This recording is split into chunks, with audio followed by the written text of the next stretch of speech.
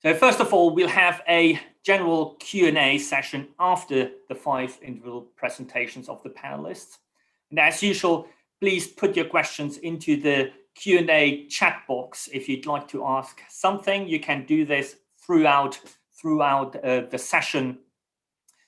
If you can, say briefly who you are and if you'd like to ask someone in particular, and then I will choose the questions for the panelists.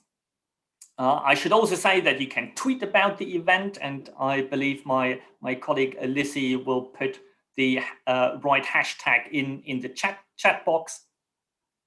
And please remember that the panel is being live streamed and it's also recorded. Well, I hope this is all clear. Let's start now, without further ado, with the presentations. And we'll start today with Eric Dawson, a PhD candidate in air power and grand strategy at the Department of War Studies. His research looks at military transformation and technological change. He's a specialist in quantitative methods in the social sciences. And today he's going to look specifically at NATO. Aaron, please, the floor is all yours. Well, thank you very much, Ben, and good morning, everyone.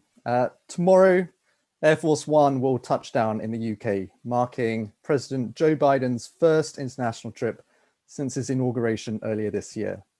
Over 8 days, the president will complete a round robin of diplomatic engagements, beginning with the G7 this weekend, NATO and the EU next week, before culminating in a summit with President Putin on June the 16th.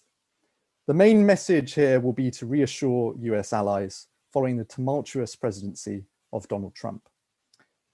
If America under the Biden administration is back, then so too the 2021 integrated review would have us believe is the UK under the post-Brexit banner of global Britain. Seldom have Churchill's 3 majestic circles found such resonance with foreign policy as under his avowed disciple, Boris Johnson, with renewed emphasis in the integrated review being placed on the special relationship and the Commonwealth as part of a broader Indo-Pacific tilt. But what of that last pillar, Europe? With Brexit now complete, what role does the continental commitment play in shaping global Britain, and is NATO a sufficient structure to achieve that? My aim today is to outline the broad contours of that question, offering a scene setter on global Britain's foreign, security, and defense dimensions ahead of the NATO summit on Monday. Analysis of British foreign policy has often been seen through the lens of 3 concentric circles, a framework originally sketched out by Winston Churchill in 1930. He saw the United Kingdom as occupying the confluence between 3 spheres of influence: Europe, the Empire, and the Anglosphere.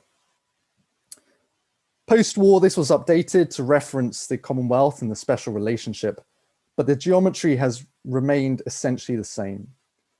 It was a policy not exclusive to the Conservatives, for Labour also conceived of 3 monroes, a hemispheric framework where Europe sat as a bridge between the Americas and the communist world. Recalibrating between these 3 circles has been the role of successive defense reviews. As John Bayliss argued, every post-war government has grappled with a balance between Europe, the Commonwealth, and the United States. It is within this context that the recent integrated review was published, titled Global Britain in a Competitive Age, the Integrated Review of Security, Defense, Development, and Foreign Policy. It was an opportunity for the Johnson team to add flesh to the Global Britain concept introduced by his predecessor, Theresa May. Indeed, the Global Britain term has been lacking in specificity and clarity of thought since it was coined 5 years ago.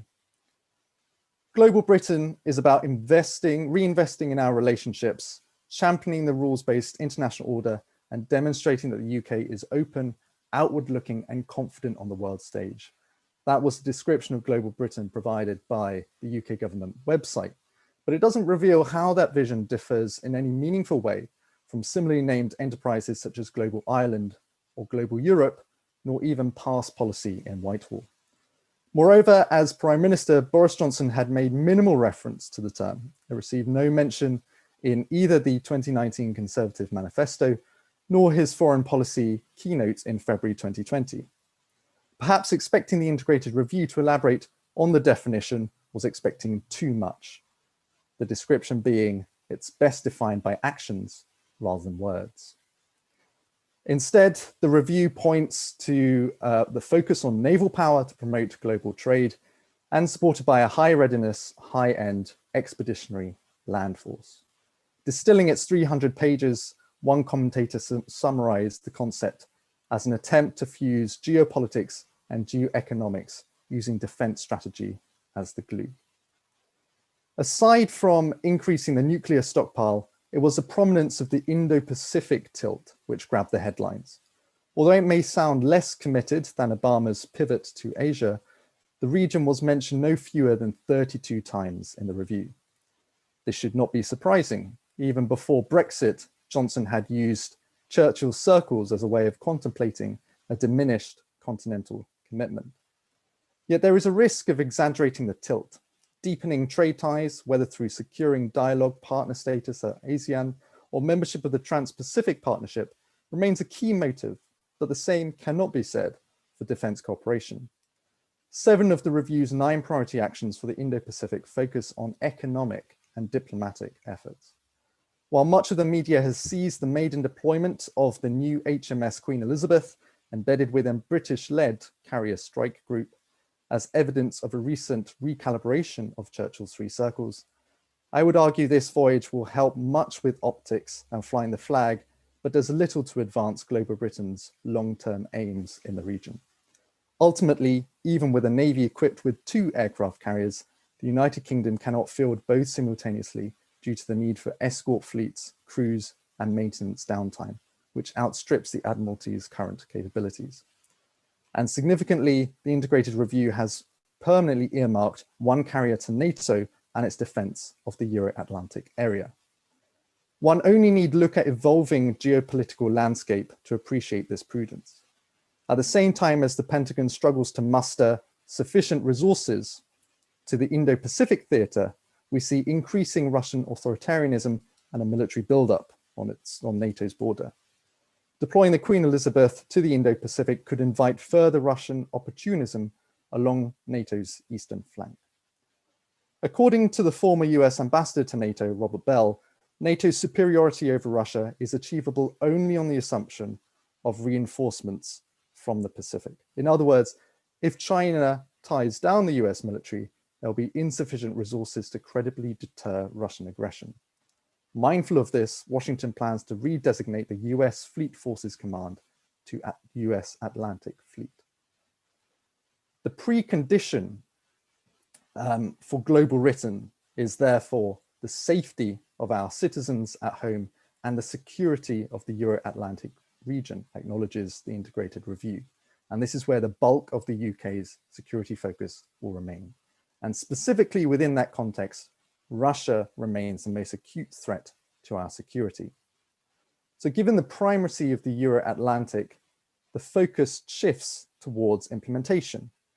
And here the integrated review is relatively mute, devoting only 2.5 pages, to this. In Max Hastings' words, the government's integrated review represents an admirable statement of where Britain would like to go, bereft of plausible explanations of how it might get there.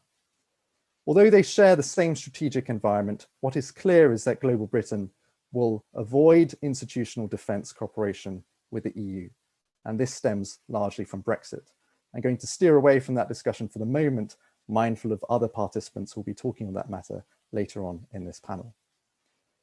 Instead, the UK sees deterrence and defence of the Euro-Atlantic, relying foremost on NATO and then re-energise bilateral partnerships. Notably, these have been formalised in recent years with the Lancaster House treaties and the Franco-British and Nordic-Baltic-British Joint Expeditionary Forces. However, this is not as straightforward as it seems regarding implementation.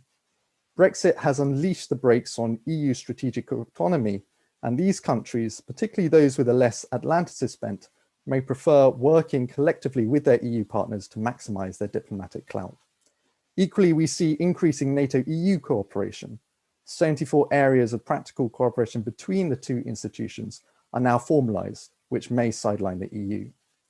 The best the UK can do in these circumstances, if the decision not to engage with the EU continues, is to live up to its ambition of being a leading European ally in NATO. Overshadowed by the dual Russian-Chinese threat, which defines contemporary politics, the UK has an opportunity to backfill US commitments in the Euro-Atlantic as the US shifts its focus towards the Indo-Pacific.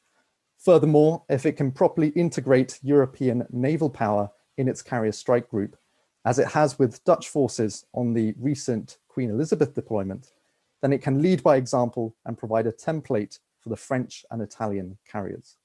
In this way, London may accrue diplomatic and military heft by acting as a bridge between Washington, Brussels, and London, and be seen to meet the ever greater demands for burden sharing. In the words of former National Security Advisor Lord Sedwill, the carriers are not just national, but alliance assets.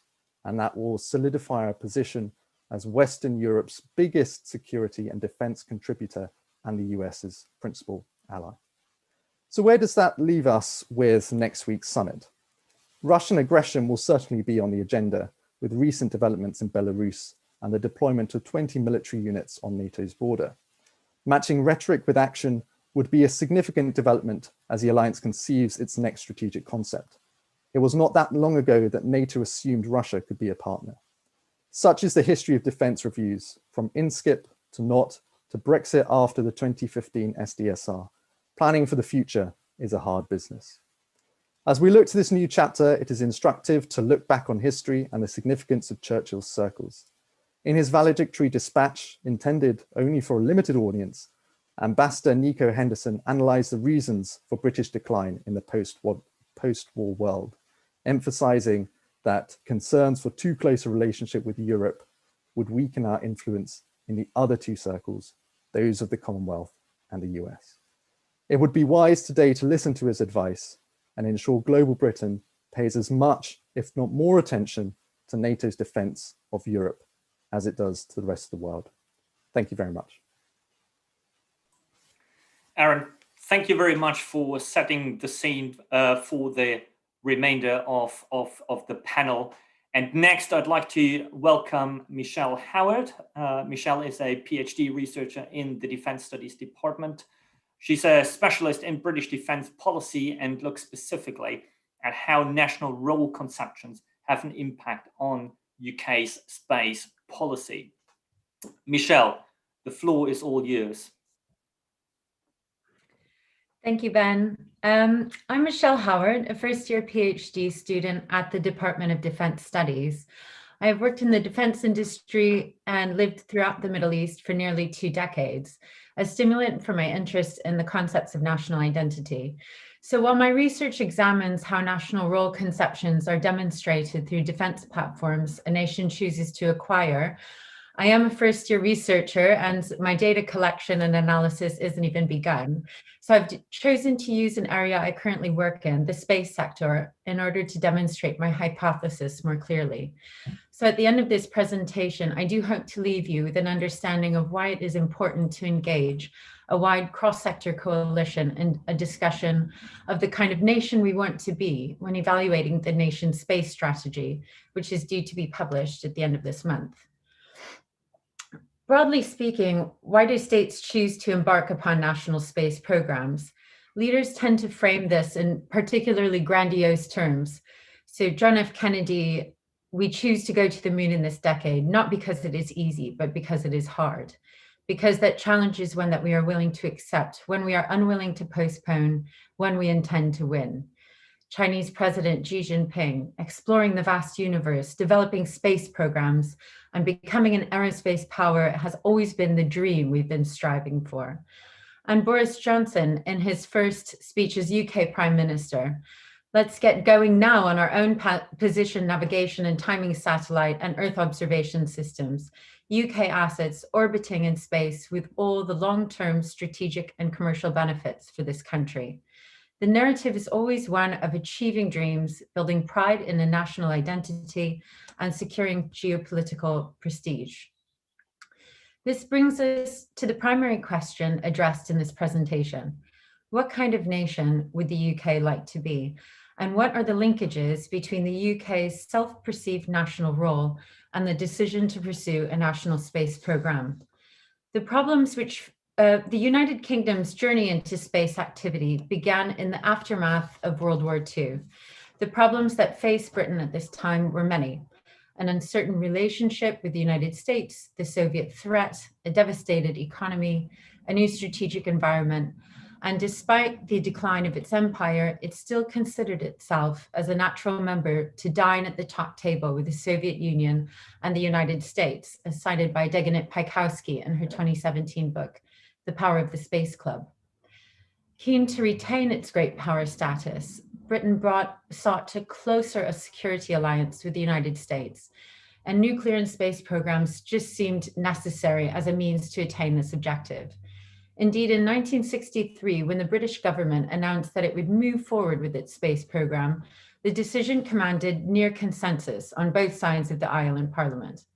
F.W. Ferry Jones, in fact, a conservative backbencher at the time, said the choice for Britain was to take our place in the vanguard of progress or to finish up as a small offshore island on the edge of nowhere. Throughout the 1960s, Britain was one of the leading nations in space activity, particularly rockets, and developed a capability to launch into space. The nation pursued parallel tracks in developing space capability with both Europe and the US. It was not as committed to building its own national space program, particularly due to cost concerns. And indeed, these considerations soon overtook all others. The first British launch into space in October 1971 was also its last, coming after Harold Wilson's government decided to discontinue the launch program. Since this time, Britain's main effort was to make space technology more cost-effective, centering on areas with high commercial potential, such as Earth observation, communications, navigation, and space science. This historical context and Britain's approach to the position it found itself in at the end of World War II cultivated tensions which reverberate in today's policy discourse. These tensions are both philosophical and geopolitical. The former between maintaining great power status or striving for fiscal responsibility, and the latter being the continued debate between strengthening the European alliance on the one hand and the transatlantic one on the other. So what might a comparative analysis of other spacefaring nations and their motivations reveal? During the Cold War, the competitive atmosphere created between the superpowers over space exploration created norms and conventions about the importance of space capability for national might and the exclusivity of this capability. It did not take long for other states to pick this up, embarking on and still striving to catch up by demonstrating similar capabilities in order to achieve both tangible economic and development outcomes, as well as the added strategic, political, and social significance attributed to space expertise. So how do these nations justify national efforts to acquire capabilities? By arguing for membership of the Space Club, a term coined by Paikowski. The French first established their space agency in 1961. De Gaulle was determined after World War II to return the glory of France by emphasizing its independence in a variety of ways, including through technology. De Gaulle felt that launching a French satellite from a French rocket would reinforce its political standing, its citizens' pride, and crucially, support for the regime.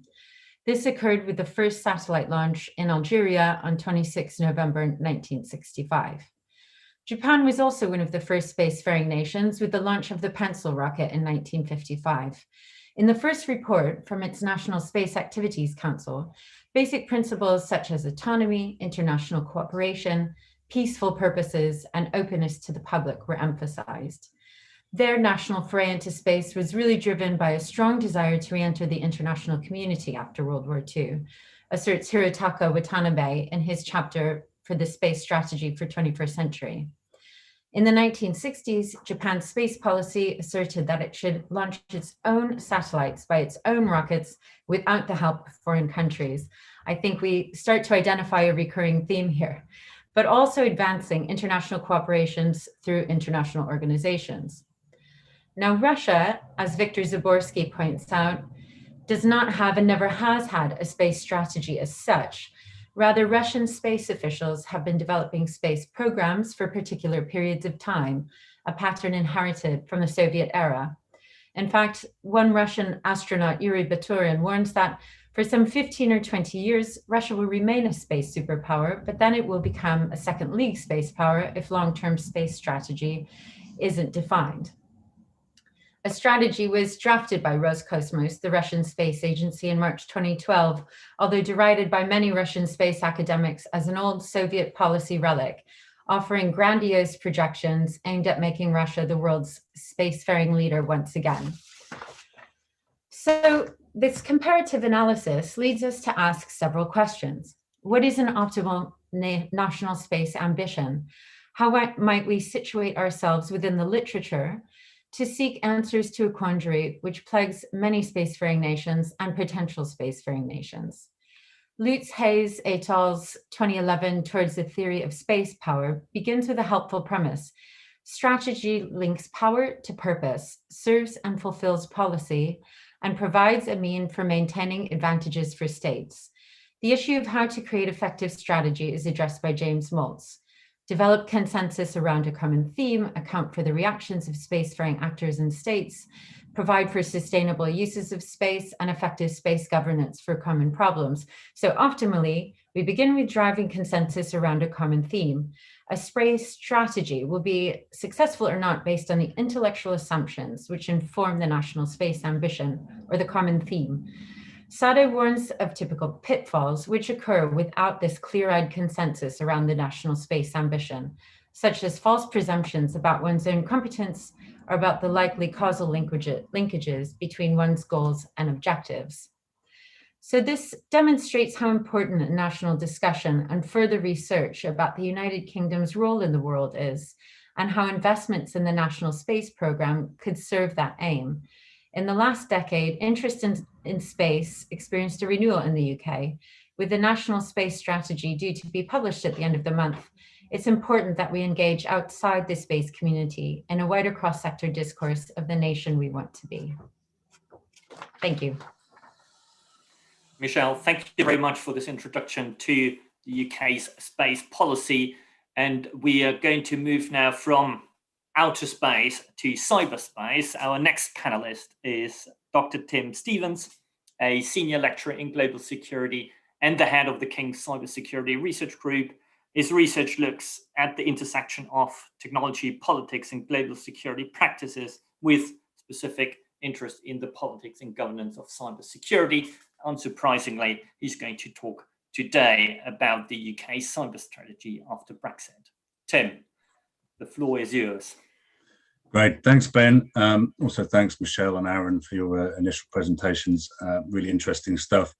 So yeah, as Ben says, I'm going to talk about UK cyber strategy. And that broadly speaks to cybersecurity as being both the defense of computer networks, but also the exploitation of computer networks in service of national interest. And the headline message here, I guess, is after Brexit that not everything has changed, but some important things have. And also there are some issues that are unresolved, and that's really what I'm going to focus on today. The point to make out when we're thinking about foreign policy and defense and security is that the UK's national cyber strategy has always been international by design, dating right back to 2009, and then the more recent iterations of 2011 and 2016, and then we have a new one coming very, very soon in 2021. But it's always been international by design. And in cybersecurity, the UK has often aligned with historical relationships for some very good reasons, obviously with NATO. NATO has a cyber defense agenda policy, and we're likely to see that strengthened with the new strategic concept, but also with the Five Eyes, the Anglophone intelligence relationship stemming from the end of the Second World War. And there's some really good reasons for that intelligence aspect. Signals Intelligence Agency, GCHQ, has decades and decades of experience with computer systems. And a lot of that expertise is channeled into UK national cybersecurity these days. But there's also distinctly European partners that have been built into the way that the UK does cybersecurity strategy over the last decade or so. The OSCE is one, Council of Europe is another, but also, of course, the European Union, particularly Europol, which has the European Cybercrime Centre, which is very important in countering cybercrime, and also something called ENISA, which is the EU Agency for Cybersecurity, which has kind of been strengthening over the years. And the UK has been inside those bodies as a decision maker for years. It was only in 2018, for example, that a Brit was heading Europol. But once inside the room of EU cybersecurity decision making, now it's outside. And in quite a few respects, it is also a rule taker, which was not the way things were meant to pan out, rather than a rule maker. Look at data protection, for example. It also doesn't have automatic access to policing databases, which are very helpful, not only for general kind of security, border management and so on, but also for cybersecurity. Now, these issues will be resolved over time. And there are discussions afoot on all those issues. But it's very hard to argue that Brexit has put the UK in a better position cybersecurity-wise than it was before. But the corollary to that is 5 years from now, I think it's also going to be difficult to argue that the UK is in a worse position than it was before leaving the EU. But that said, there's three issues I want to talk about. The first is about what the integrated review calls being a responsible democratic cyber power. The second is the role of offensive cyber operations for a responsible cyber power. And the third is about partnerships and alliances. So the first, the integrated review discusses it mentions many times, but doesn't flesh out in detail what it means, this idea of the UK being a responsible democratic cyber power. I think we can imagine what it means. It's about leveraging the internet and information technologies in general for national gain. Now that's one thing, but how do you do that in a way that aligns with your commitments to democracy, human rights and international law? That's the challenge. And I think that's a challenge for any state in this situation. Now, there are countries that care very, very little about those things, but the UK isn't one of them. It's been very active in multiple forums for many years, pushing for norms of responsible state behavior in cyberspace, improving technical standards, promoting the rule of law, encouraging cybersecurity capacity building, and so on. And it's probably a reasonable assessment to say that the UK has been quietly influential in those debates and many more. And none of those are contingent on the EU. But the point about Brexit is that now there is one less forum in which the UK can be quietly influential. The IR says that the UK will work closely with the EU on defence and security. I'm sure it will, but it would be willfully myopic to claim that its influence in Europe has increased post-Brexit, and that will have an impact on its cybersecurity. And inevitably, and we do see this reflected in the IR, is that the UK is going to have to work more efficiently through other organisations, principally NATO and Five Eyes, yes, but many others besides. Now, this is justified in terms of NATO and Five Eyes, and not inherently problematic as such, except that the UK might appear to some to have turned away from a socio-economic bloc, the EU, and towards a military alliance and to an intelligence partnership.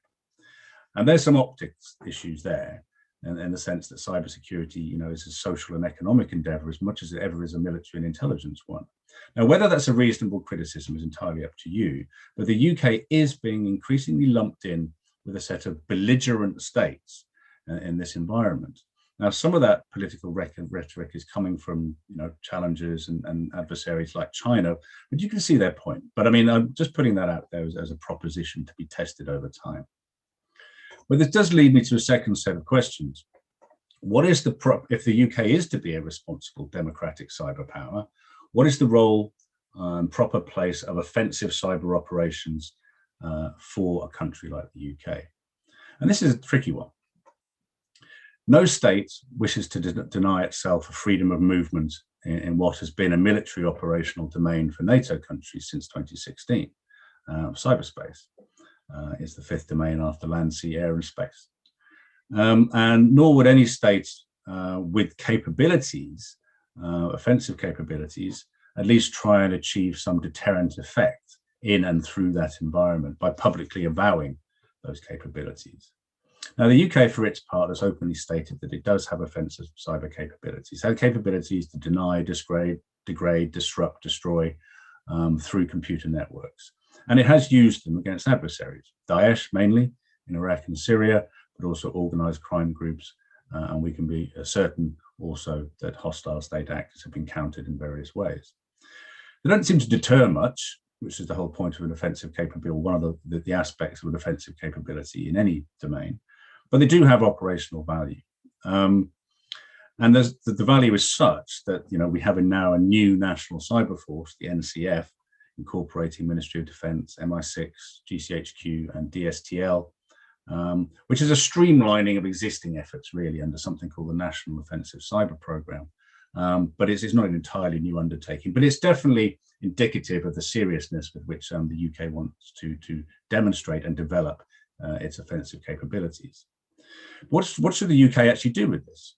You know, well, we could turn the lights off in Moscow. I'm pretty sure we have some capability there, like the Russians did in Kiev, but we are a responsible democratic cyber power, and we don't target civilians and citizens and civilian infrastructures.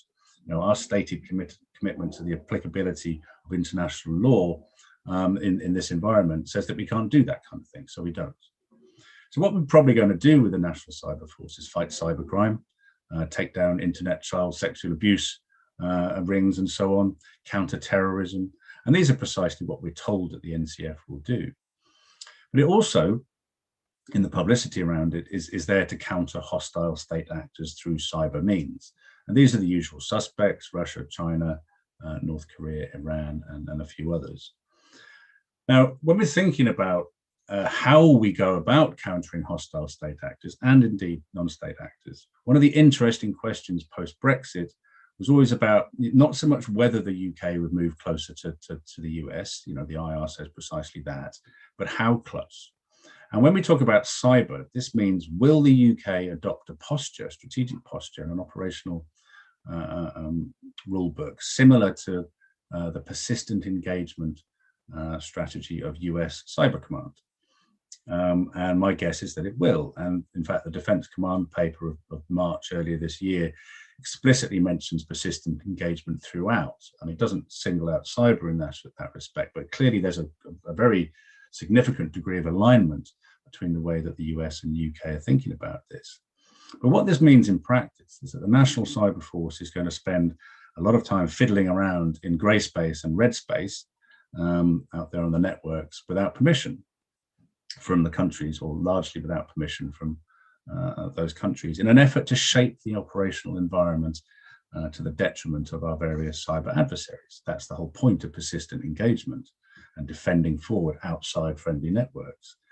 But at some point, something's going to go wrong, and we'll be left explaining to the Germans or to the French and EU countries, perhaps, why our operators were fertling around in their government networks in the first place without permission. And again, this isn't a Brexit problem as such, but the UK moving even closer to the US might be in this environment. We just don't know yet. You know, for what it's worth, strategically, persistent engagement makes a lot of sense potentially, but it's just the politics that might need some work. And you know, we can see the nature of UK-EU relations at the moment. It's worth pointing out, of course, that most EU countries are also NATO countries, which is going to smooth that particular path. But then we may see a few issues arising over the next couple of years. My third and final point, and I appreciate I'm coming to a close here, is just that the UK is looking for new partners in cybersecurity. You know, the cyber strategy is international by design, and it will continue to be. It's looking at the Commonwealth, for example, but it's mainly a development assistance issue. It's quite one way outside India and the 3 non-US members of Five Eyes. I wonder, though, if in cyber strategy we need to be a little more enthusiastic about engaging with the EU. The IR was decidedly lukewarm on this issue. playing nicely with our neighbours rather than deliberately antagonising them might get better results in cybersecurity. A way of rebuilding trust and encouraging the EU to do the things we want it to do in this environment, like sharing police and justice data. It's also a huge market, and we are currently not really part of the digital single market. It's an increasingly important diplomatic player, and we could forge some very, very close political relationships on that basis. I'm confident that we will. It's just a shame that we might spend so many years fixing something that we didn't need to break in the first place. But we need middle powers like the UK in a global conversation about these issues. We still have a lot to say, I think, as a country, and hopefully other countries will still listen to us. But I think from a strategic perspective, we need to take the EU much more seriously when it comes to cyber strategy than we currently are. So I'm going to end there. Thanks for listening, and I'm more than happy to take questions in a while. Thank you. Yeah, Tim, thank you very much for outlining a set of really fascinating ideas about the UK's role in cyber. And Tim, as you've just said, you can ask questions, as I said at the beginning. If you have any questions, you can put them anytime into the Q&A chat box. Next, I'd like to welcome Gesine Weber, a PhD researcher in the Defence Studies Department, who's going to talk about EU-UK defence cooperation beyond Brexit. Gesine also works for the German Marshall Fund of the United States and is based in Paris, and I believe she joins us today from Paris. So Gesine, welcome to the panel, and we're all looking forward to what you have to say. Yeah, good morning from Paris, and thank you very much for the opportunity to speak on that panel.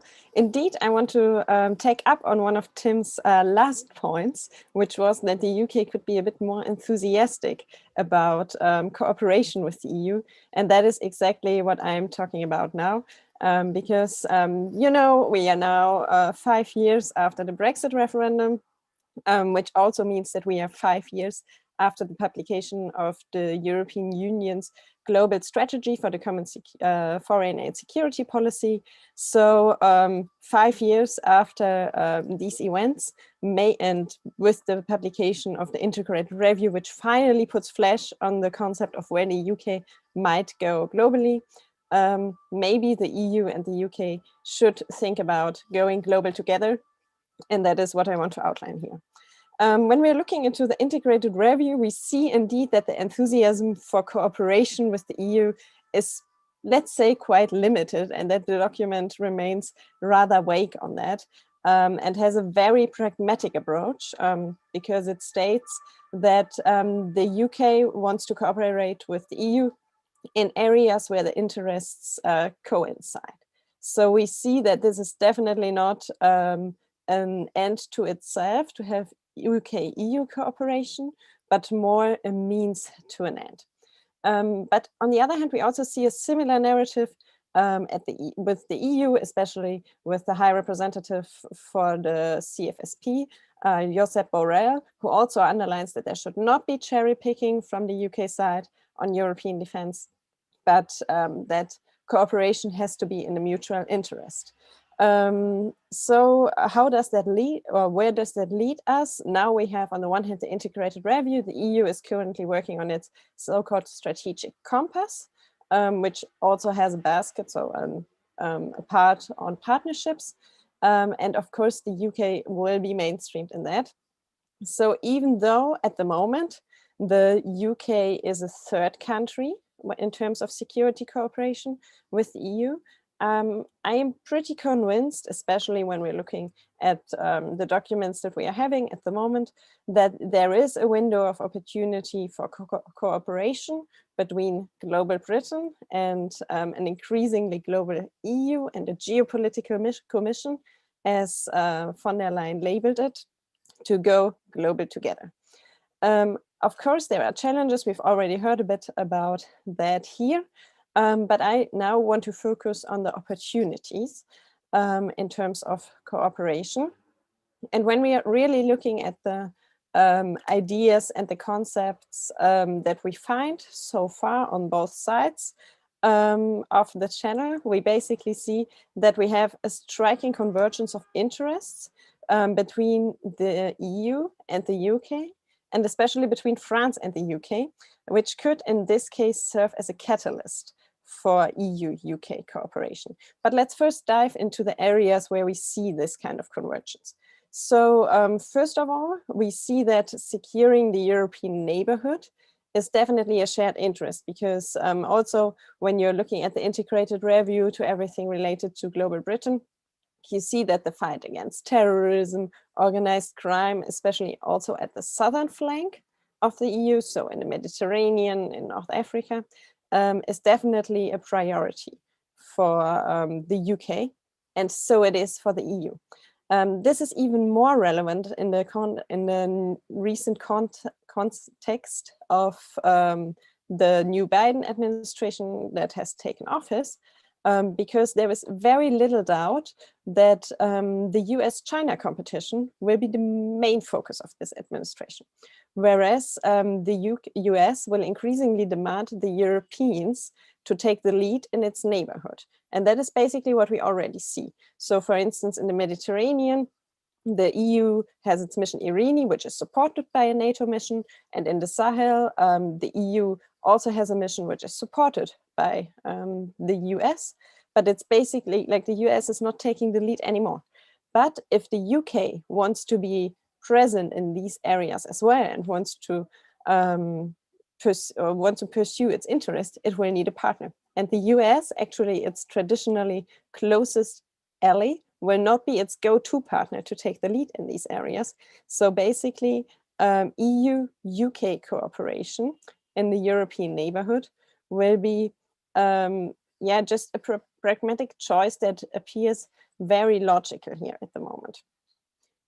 In fact, we see more or less the same in the Indo-Pacific, because when the UK, which definitely describes kind of a pivot to the Indo-Pacific as well as one of the most important theaters for international affairs for the years to come in the integrated review, we can also see that UK-US cooperation there might be challenging, because the UK has a quite cooperative stance on China, underlining that Global Britain and China will also partner up on some issues. And that is something that is not shared by the Biden administration. So here again, UK will need another partner. And when we're looking at the recent developments at the EU level, for instance, we see that France, Germany, and the Netherlands have published their Indo-Pacific strategies. The EU is currently drafting a document on that. We see that basically classical issues of global governance, such as freedom of navigation, multilateralism, and so on, will most likely be issues, also from a security perspective, where the UK and EU interests converge in that area, so that it seems very almost self-imposing to at least discuss issues of cooperation. When we are now talking about this cooperation and these interests, that sounds all very nice, but the problem whenever talking about cooperation is always which format does actually seem appropriate here. And I just want to remind ourselves that these formats of cooperation, like do we do a CSDP mission and so on, have basically been a major challenge throughout all the years when the UK was still an EU member. So what I would suggest, also based on the evidence, is basically that that flexible formats of European defense cooperation, both inside the EU and outside the EU, so UK-EU cooperation and UK cooperation with other European powers, can basically help us to tackle that challenge. And in this context, France will be a very, very important partner for the UK. So one could actually say that for London, or that for British policymakers, the road to Brussels will lead through Paris. Because at the moment we are seeing that France has been launching a lot of additional formats. So one could say France is doing CSDP plus in recent years, after launching the European Intervention Initiative and the task force Takuba, a special task force in the Sahel. So these formats are outside the EU because France was kind of frustrated. EU initiatives didn't go far enough. But interestingly, although these formats were launched after Brexit, the UK has been joining, or at least supporting them politically. And we are seeing a similar trend from the UK side, for instance, with the joint expeditionary forces, which UK is spearheading. So here we see that we have two countries which are willing to take the lead and which are also teaming up outside the EU structures, and where other able and willing European countries join. At the moment, it seems very difficult to have to reach for the stars of UK-EU cooperation, also because there is not the political willingness and because partners try to avoid symbolism. But these flexible European formats can therefore, either in the European neighborhood or as coalitions of the willing in the Indo-Pacific, serve as a vehicle towards, maybe towards more EU-UK defense cooperation as well. And also this flexibility, the EU would do good to adopt these flexible approaches as well. And we see that this trend is actually already there with the opening up of the PESCO projects, so permanent structured cooperation in security and defense. We have there a military mobility project that has been opened to the US and Norway, and maybe that could also be a way for the UK to join. To conclude, we therefore see that there is definitely potential in terms of formats and policy areas for going global together, but in that basically has, let's say, some preconditions, which is that first, the UK definitely needs to take the EU seriously and see it as a serious negotiation partner. And on the other hand, the EU needs to define what it wants. So the strategic compass seems to be a good way to get there. But we also see that basically on both sides, there is a willingness to think about these partnerships. For instance, in the UK, we recently also saw among the public in the Transatlantic Trend Survey that recently launched by GMF, that 22% of the British see the EU as the most influential actor on global affairs. So there is definitely an appetite for cooperating with the EU. And in the EU side, we also see that UK cooperation is discussed in the different baskets of the strategic compass. So to sum that up, going global together just needs some flexibility and a new mindset. But I think that we can be optimistic that to see these initiatives, provided that policymakers are able to avoid too much symbolism and try to focus on pragmatic choices. Gesine, thank you very much for discussing these different options of future EU-UK cooperation. We come now to our last presentation today, and we have with us Dr. Ben Wilkinson, the Director of Research in the Policy Institute at King's College. Ben has conducted extensive research across the broad area of defense, security, and foreign policy. It's a real pleasure to have him on this panel today, and he's going to talk specifically about the UK's refreshed defense procurement policy. Ben, the floor is yours. Thanks, Ben. I'm just going to share my presentation and hopefully can make it work. Let's go back to the beginning of it. So thanks, Ben. I think one of the things that has come out of all of the talks so far, certainly when looking at the UK, is what kind of foreign policy do we have? Is it a small power foreign policy, a big power foreign policy? What does it mean? What does Global Britain stand for? What is the content of it? And as everyone has alluded to, there is a real lack of kind of words, as Aaron said, there is a lack of words behind Global Britain, but we might be able to understand it better, as the government say, if we look at actions. And so what I thought I'd do in this talk is to look at actions in the last few months and to see what they mean for Global Britain and what type of Global Britain we're really looking at. And to do that, I've kind of split my talk into three bits. First, looking at UK defence spending, procurement policy before the integrated review. Where have we come from? and then looking at the promises of the last few weeks, few months from an integrated review, and then just trying to unpick what this means, what Global Britain really is if you look at the way that UK has adjusted its defence procurement policy, its defence acquisition approach, and then to see whether we can understand a little bit better about what Global Britain in a competitive age really means, and whether those promises stack up. So I'm afraid I'm the last person giving a talk, and I have graphs and data, so I apologise profusely for that.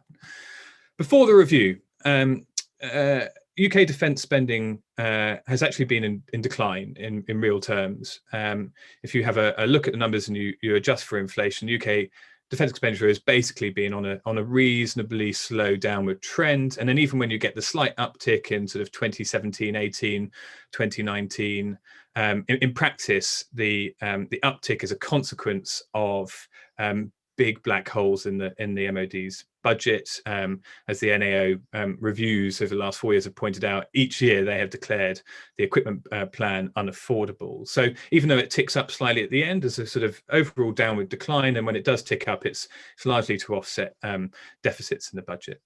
So that's the first graph. And actually, when I show this to people, they do find it surprising, because all of the rhetoric is about, increased defence expenditure. But when you account for inflation, there's a sort of slightly downward trend.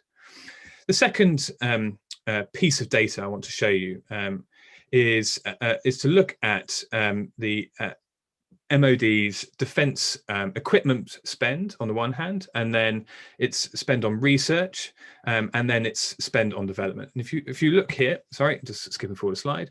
If you look here, these are in 2019 prices. So you can have a look at 89 at the end of the Cold War, 2010 with David Cameron, and then 2019, the latest data.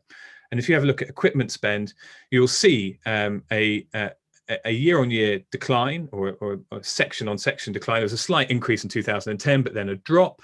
If you have a look at UK spend on research, a really major drop, about 50%, from 1989 to 2019 in real terms. And then if you have a look at development, again, from the end of the Cold War to the year before last, it's a drop of almost 75%. So here, what you're really seeing is at the heart of the defence procurement plan, equipment spend is down, research on development and expenditure on research and development is also significantly down. And this is in stark contrast to most of our rival nations, who are rapidly upticking their R&D expenditure in defence. It's also in contrast to most of our European partners and our allies, most of whom are upticking their defence research and development spend, or at least their R&D expenditure. So a second graph for you. And then the third one, and I think this is often overlooked because we spend so much time talking about exports in the UK context, is that the UK has for quite a long time been one of the major defence importers in Europe, and in fact globally. If you have a look at the data, the UK accounts for about half of EU defence imports in 2017, something that no EU state has done since the end of the Cold War. It's a major chunk of defence imports in the EU. And then if you have a look at, although the UK doesn't publish stats on this, if you have a look at the US Department of State stats, the UK is actually the fourth largest defence importer globally. And it's behind three countries that are very different to the UK: Japan, South Korea, and Saudi Arabia.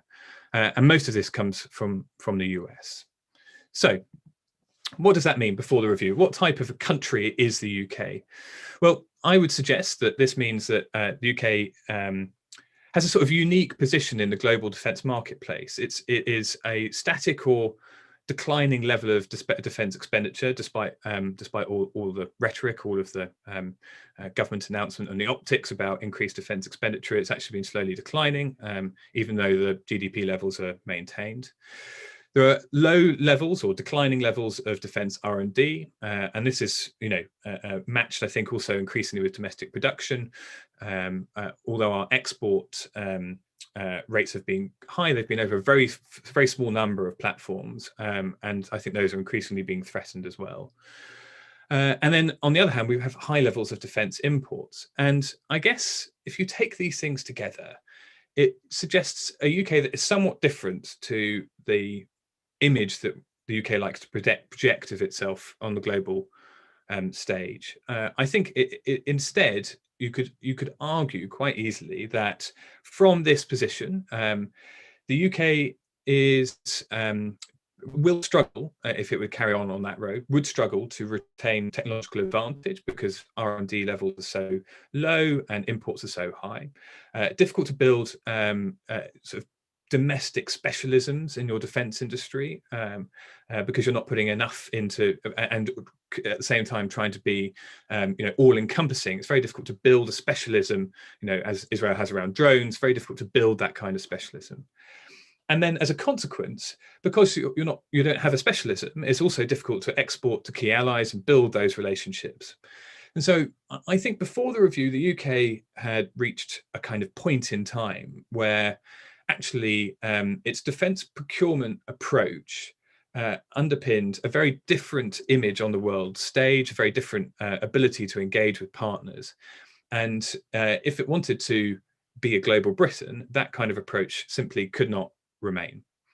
And not surprisingly, in the integrated review and then the subsequent Defence Security and Industrial Strategy review and then the subsequent command paper, there have been adjustments.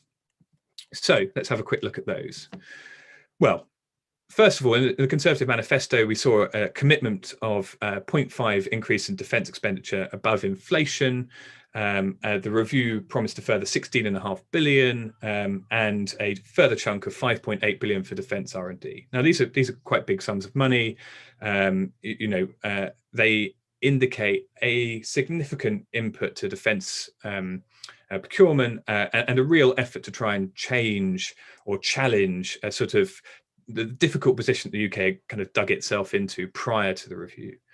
And of course, there's this announcement that this expenditure would create 10,000 extra jobs. This is part of the MOD's bid towards prosperity, investing in defence at home so that you create jobs and skills at home. So that was the pledge. And you can see on the graph here on the right, so I promise you it's my last graph, is this gentle uptick, suggesting that the MOD would be £7 billion better off in 23-24 than it had planned to be. So that's the pledge. And I guess the question is, what does that mean for global Britain?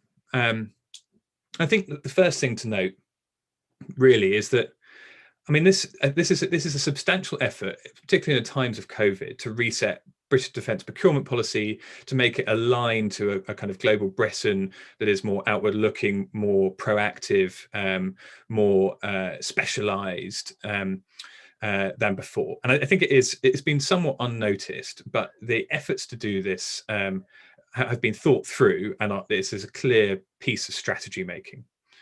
I think the second thing it means is that one of the core, and again, unnoticed elements of global Britain is defence procurement. It is 190 billion in the equipment plan over the next 10 years. There are plans to use this to create partnerships, not only hopefully in Europe, but also Commonwealth countries. There is a lot of chat in the MOD about engaging with Japan and with Australia, and towards a kind of collaborative approach in building things. They want to move away from competitive by default, opting for the cheapest off-the-shelf piece of kit, and they want to build things together and build relationships, use defence expenditure as a way of building international partnerships with key allies, which is an important part of global Britain, I think. The third thing is, I think it signifies a move not only towards collaborative building with other nations, but also towards more specialisation in the UK. And this is the R&D expenditure bit.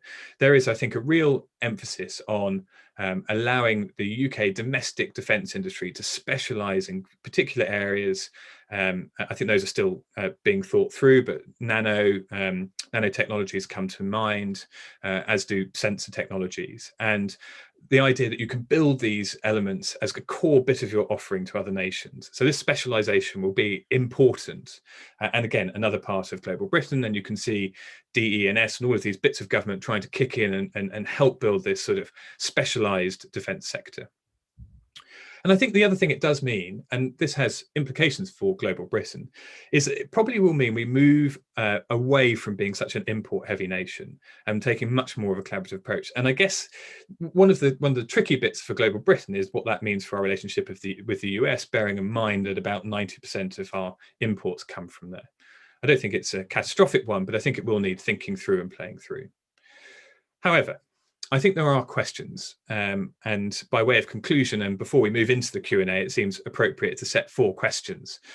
The first is about affordability. 24.5 billion extra is a sizable sum, but many commentators and the NAO and the MOD itself, to some degree, recognise that there is a major and consistent and very stubborn black hole in the MOD's budget. The MOD thinks it's about 8 billion. Other commentators say it's anywhere up to and beyond 20 billion. Is this money really going to make a difference, or is it just going to fill that black hole? And bearing in mind that there are new commitments in there, it can't do both. So is this really affordable? The second question is about approach. I mean, collaboration sounds good. And as we've heard from Gisela and everyone else, it is actually quite hard in practice. And there are optics and there is the symbolism around it that we need to be careful of. So can the UK really pull this off? And who do you collaborate with? Japan? Is it Australia? Is it Germany? France? This remains to be seen. And we know that collaboration can be difficult. The Boxer programme is a classic case in point. The third is about application. The move from import-heavy nation to a collaborative approach or a specialised approach is not going to be smooth. And I guess there's a real question about, application to this, about political capital and commitment. Are we going to really stick with this? Because it's not going to take 2 years, it will take 10. And that means it will go at least 2 SDSRs into the future. The last time we did this was only in 2012, and we haven't really stuck to it for the last 3 years. So is there going to be a commitment to sticking to it? And then fourthly and lastly, I mean, I guess this is all about action. The allocation of further cash to, even if it doesn't just fill the black hole, is this going to be enough to really change the position that the UK had dug itself into before the review of being import heavy, of being slightly on the decline? Is this really enough to get us, past or over the line to make us a truly global Britain? And by a truly global Britain, I mean I keep on thinking of Putin's press secretary who described the UK as a small island no one pays attention to. I just wonder, is this enough to get us beyond that? And with that, I shall finish. Thank you all very much. And thank you so much for your insights into this really important but all too often under-researched area. Well, with Ben's presentation, we've also come to the end of the individual panel presentations, and we are moving now into the Q&A session. I'm pleased to say that we already have 2 questions in the chat box, and perhaps we start right away with these questions. The first one is from John Bodie from Canada, and he has a specific question for Tim.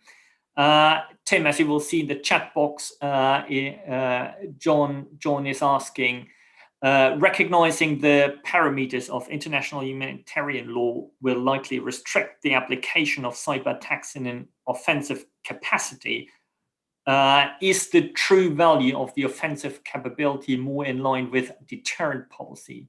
And is there diplomatic or global prestige value in being a member, in inverted commas, of the cyber offensively capable club, if there's such a club? Yeah, it's a great question. There is a club, if you like. It isn't really described as such, but when you look at the various cyber power indices being generated by think tanks like Belfer Centre, for example, stateside, and the UK regularly scores on a whole set of parameters and features of the way it sets up cybersecurity, including its offensive cyber capabilities. It always scores very, very highly. In fact, in the most recent index, it was 3rd on the list. So there is a certain amount of prestige, I would imagine, and whether that translates into deterrence is a really interesting issue. And I'm sure the questioner would be aware that cyber deterrence is rather more difficult than people sometimes give it credit for. So when we're thinking about deterrence in this environment, and certainly the way the UK is thinking, we have to think in a cross-domain manner, which is entirely consistent with forms of complex modern deterrence. Just having an offensive cyber capability is not enough to deter our most active adversaries in this environment. You have to leverage all aspects of national power in order to be able to generate deterrent effect in this. But I mean, clearly, I would say that there are many reasons why the UK would develop an offensive cyber capability. It was, of course, the first country in the world to admit to having one, way back in the deep, distant past of 2013, I think it was. So it has been thinking about these things for quite a while. But I mean, the answer to your question is yes and yes. But there's an awful lot more to it as well, not least of which is the fact that the NCF, the National Cyber Force, does have an operational role. And it has an operational role against a very well-defined set of adversaries, criminals and hostile state actors amongst them. But as John says, the international humanitarian law, IHL, does restrict how we use those in line with our treaty commitments and so on and so forth. But it's very early days having this dedicated single unit, albeit joint and integrated, capability that's been put front and foremost in our sort of military cyber and intelligence cyber strategic planning. So we will see how it goes. It's not even a year old yet, but watch that space. Tim, thank you very much for your response, and John, I hope this has answered your question. If not, feel free to put a follow-up question into the chat box. The next question is by my colleague Andrew Harris, who joins us from Edinburgh. He has a question specifically about national role conceptions. He says quite rightly that we've all talked about national role conceptions in one way or another, especially Michelle and Aaron. So his question is, what is your sense of how those role conceptions might be contested between different interests within government? For example, the integrated review process highlighted significant differences between different parts of the UK foreign and defense policy community about what Britain's role in the world should be. Is it possible to achieve a single uncontested description of a national role? As Andrew says, the question is for several people. Does anyone want to go first? So I have Ben and Michelle who have switched on their cameras. Does that mean you want to go, or? I'm happy to go. Go ahead. Michelle, please go ahead. I hadn't had time in the presentation to discuss kind of the foundational theory I've been looking at around the subject of national role conceptions, and that's Cal J. Holsty's Cold War theory he developed, looking at hundreds of foreign policy statements only dictated as per the national leaders and their conceptions of a national role of a particular nation. And the reason he did that is because you'll inevitably have inter-service rivalry and bureaucracy politics interplaying when you're developing these national roles. And he felt that that it's more effective to look at the national leaders' conception of what that role is. I had a section in the presentation looking at governance coherence and evaluating organizational politics and inter-service rivalries and turf wars, but it just took me way over time. And I think there's more research required on this subject, because I think it's very difficult. Even if you look in the area of the space sector, you have a whole set of different turf wars interplaying in the development of the space strategy between commercial and military space. Even within the MOD, you have the RAF and the Strategic Command. So you always have those dynamics. And I think if you have a strong state leader, you'll be able to develop a bit more coherence in a national role conception than you might otherwise have. That's it. Thank you very much, Michelle. Ben, do you want to go next? Sure. I mean, I switched on the camera just so that the panel had its camera on, but okay.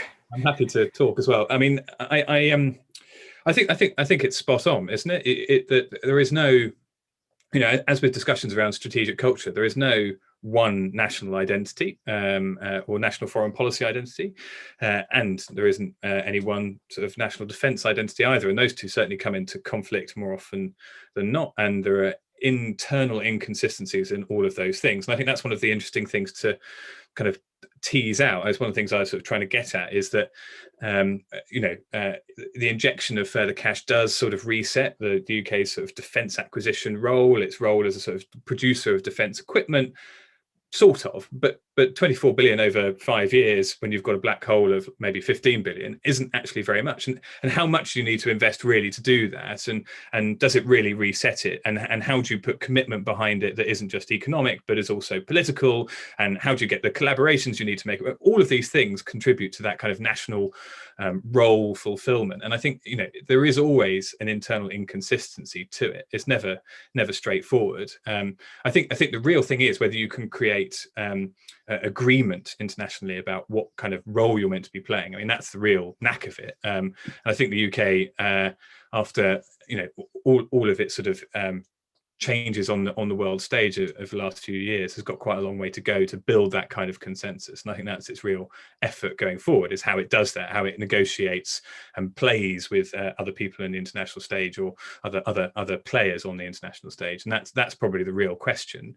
And also with whom. I think Aaron touched on that really nicely about which one of these three circles you're going to try and engage with most effectively. And it's not straightforward. It's not doing one or the other. You've got to do a bit of both, but then it's a matter of time and commitment and all of those things. So I think it's a really good question. I don't think it is consistent internally, and it's all about how you convince and persuade. But that's the knack.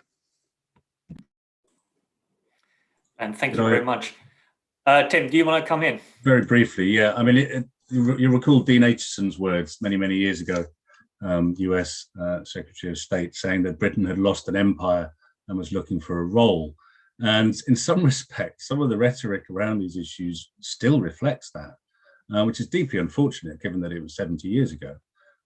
So, I mean, one of this administration's favorite adjectives is clear-eyed.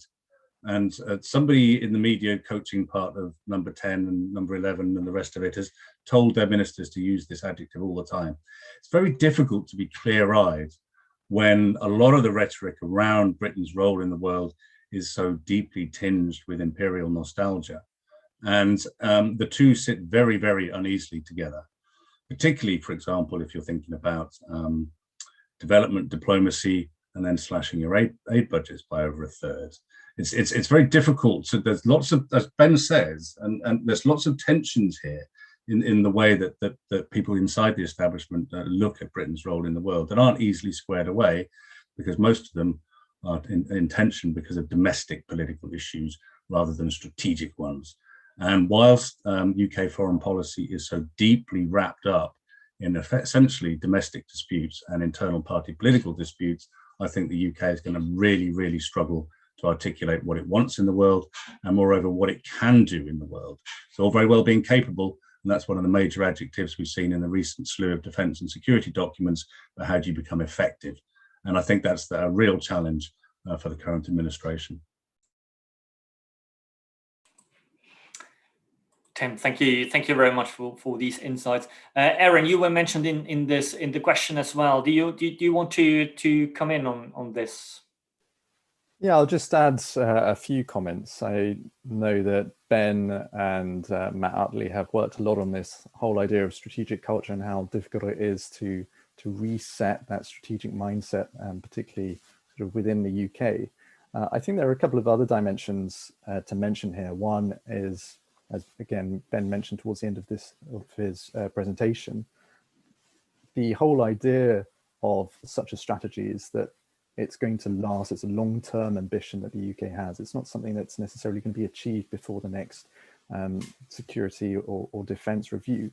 And as such, it's obviously liable to being changed if the Conservative government, already 11 years in power, gets replaced by another administration. So I think there is the chance there that maybe there's a shift towards more EU engagement, and we had the good optimism of Gesine talking about that earlier.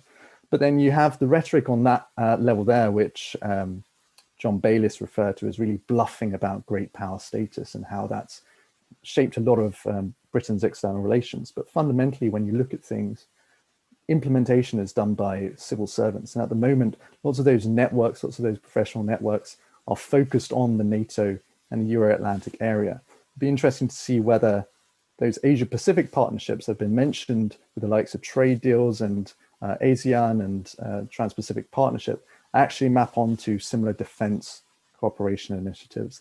And I think when we have the political rhetoric aligned with the actual implementation on the civil servant level, that's when we'll start to see some measurable progress in this area. Aaron, thank you very much for these insights. I believe we can move on now to some of the next questions. We actually have two fairly specific questions for Ben. The first one is from Hugo Russman, and he would like to talk about the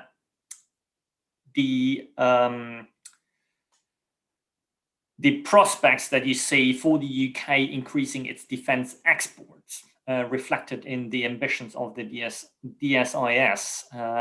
Presumably, these ambitions are also aligned with global Britain. At least that's the question Hugo has.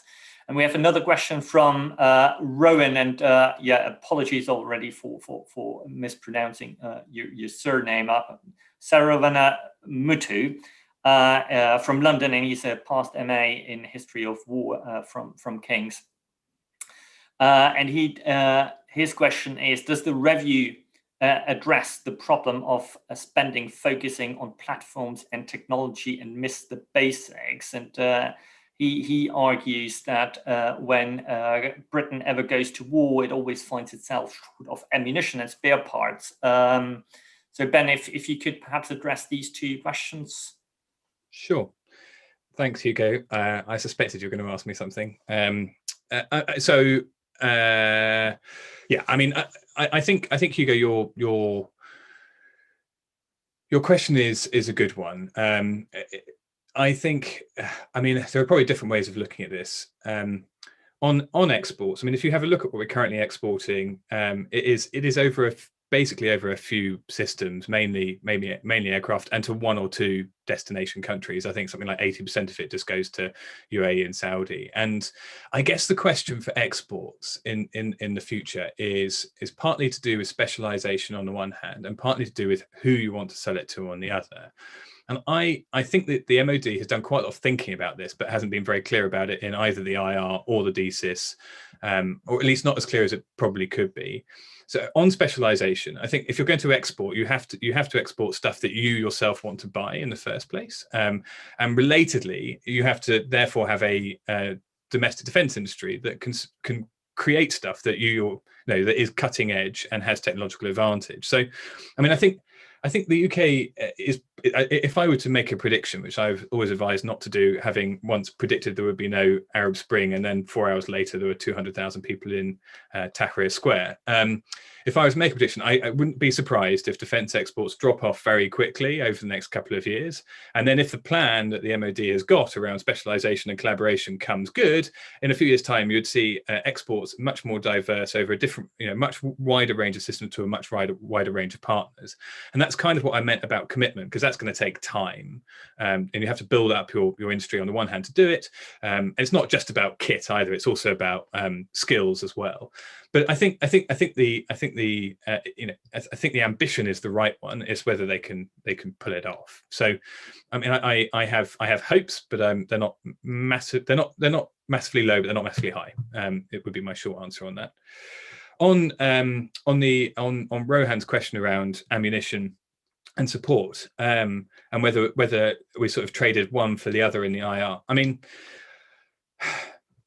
I think the IR would look strange if it spent a lot of time talking about ammunition development and support development and spare parts, because it is a sort of strategic document, and I don't think that you're exchanging one for the other in the sort of strategy. I mean, I completely agree though that the UK has historically been lax over ammo supplies. In particular, we had to borrow some, I think, from the French, didn't we, not too long ago. And this is an important part of it. I wouldn't necessarily expect to see it in the IR, but I think there is more work that's needed to be done on it. It does keep on happening, and also just things like upgrades of existing systems always drops off or becomes more expensive or falls off the equipment plan because it seems to be smaller and suddenly it becomes more expensive. I think there is definitely something there. Whether I'd expect to see it kind of in the review, I'm less convinced. I think people would say that was too much of a level of detail, but I think that you're right that more work is needed. Yeah, thanks, Ben.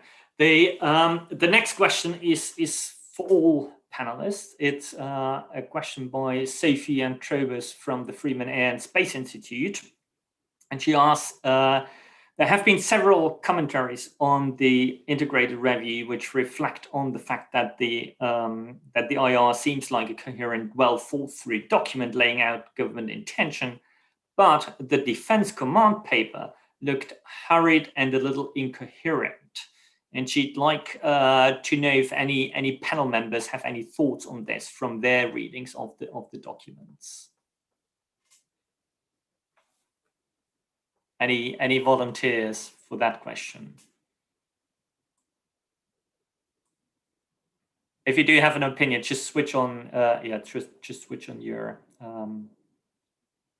microphone. There's clearly a conspiracy of silence going on here. Does anybody else want to go? Because I feel like I've talked a lot. Go ahead, Ben. So I'm taking the difficult question, am I? Cool.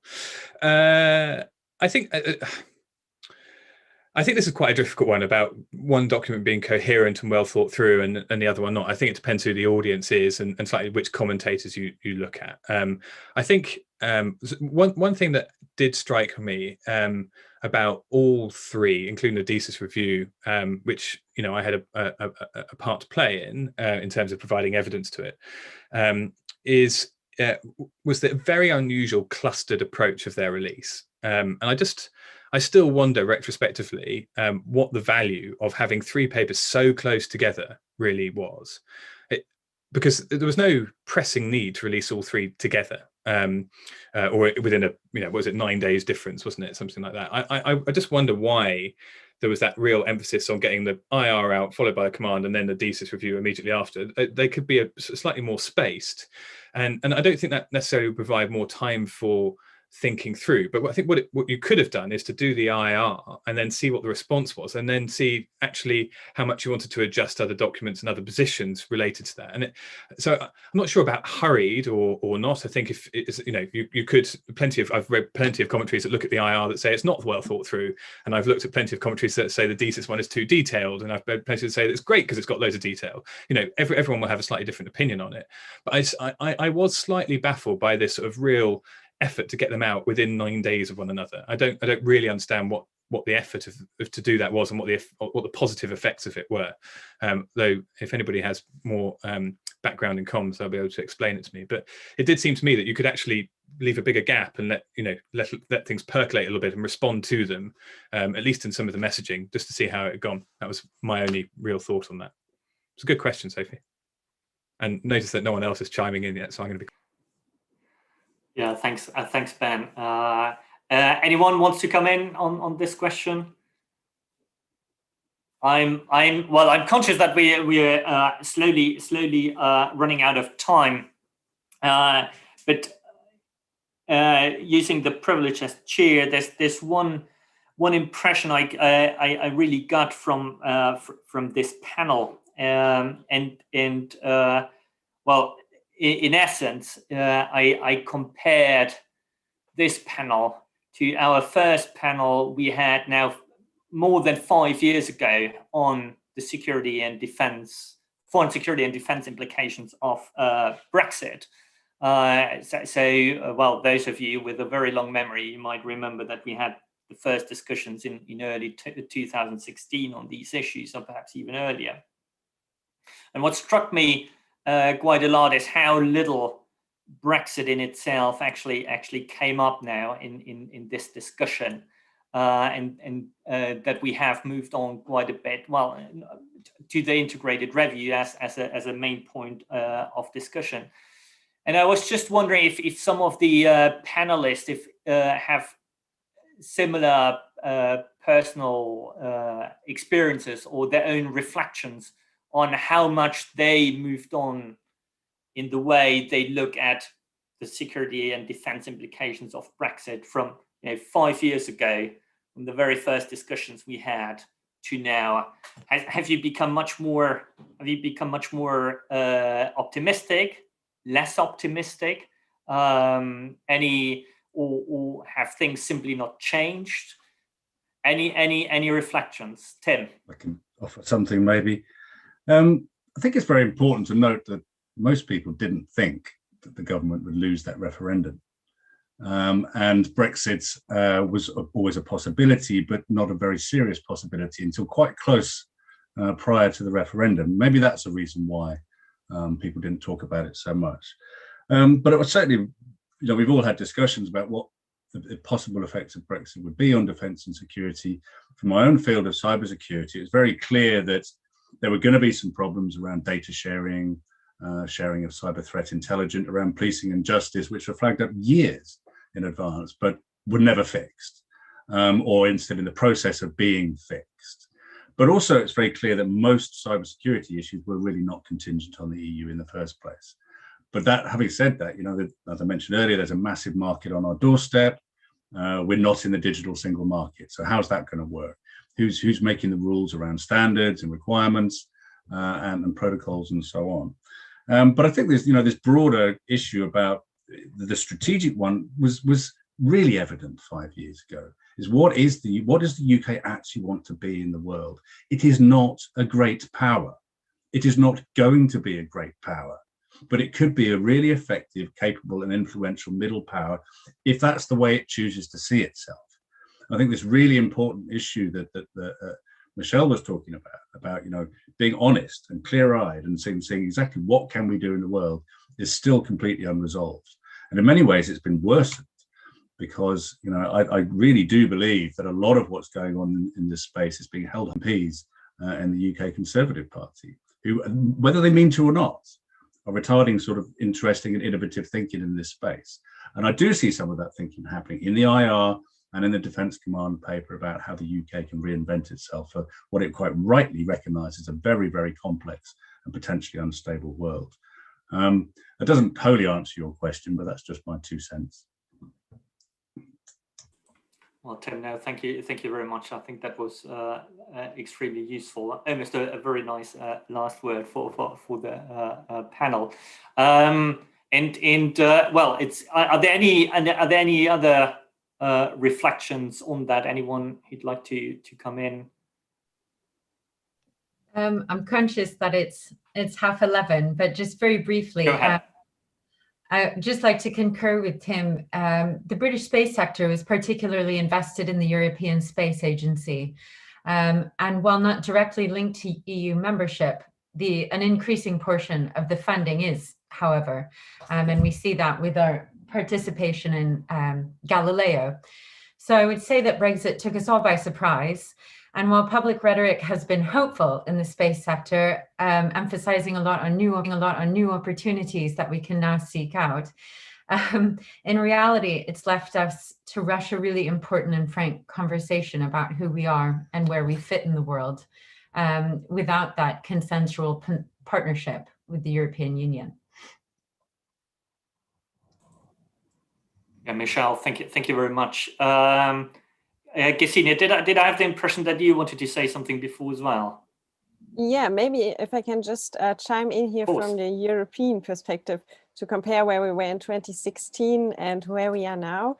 I mean, one always has to bear in mind that we have an almost 5-year divorce process behind us. And for me, when I'm looking at what happens also at the EU level and also at the British level, for me, it really seems like people are tired of Brexit, and people are really, and policymakers are tired of thinking about that process, because it was kind of a traumatic experience for both sides. And when I'm looking at the debates now, I feel like they have become much more pragmatic on both sides, with a much stronger focus on really case-to-case cooperation, on seeing where there are interests that coincide, with with really focusing on things that could be done together without having a big EU-UK narrative. So rather focusing on low-hanging fruits instead of big treaties or big agreements. I think that is what has fundamentally changed. Christina, thank you very much for these insights from the continent, so to speak. Yeah, we've really come to the end of this panel. It's already past 11:30. So all I can say is thank you very much to all the panelists for their really fascinating talks, and for answering all the questions you, the audience, had for the panelists. Thank you to all the participants for joining us today. Even though we've been now for 1 year basically online, it's still a bit odd to end these Zoom sessions because you don't really have this big round of applause for the panelists, and I'm not entirely sure how we could actually arrange that here. So you know, I think as panelists, you just need to imagine that you have now a huge round of applause from around 50 people in the audience. So yeah, as I said, thank you very much. Thank you for the panelists for coming here. Thank you for the audience to join us, and I hope to see you again at the next School of Security Studies research conference next year. And who knows, maybe we don't have another panel on Brexit, but yeah, that is still to be decided. So thank you very much. And if the panelists could perhaps stay on briefly while all the participants leave, that would be very much appreciated.